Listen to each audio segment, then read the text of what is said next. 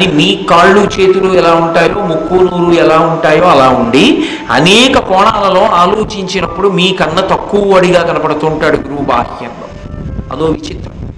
మీ అంత డబ్బు గురువుగారికి ఉండకపోవచ్చు, మీకు ఉన్నన్ని భోగస్థానములు గురువుగారి దగ్గర లేకపోవచ్చు, కానీ గురువుకి తాను వశుడు కావాలి.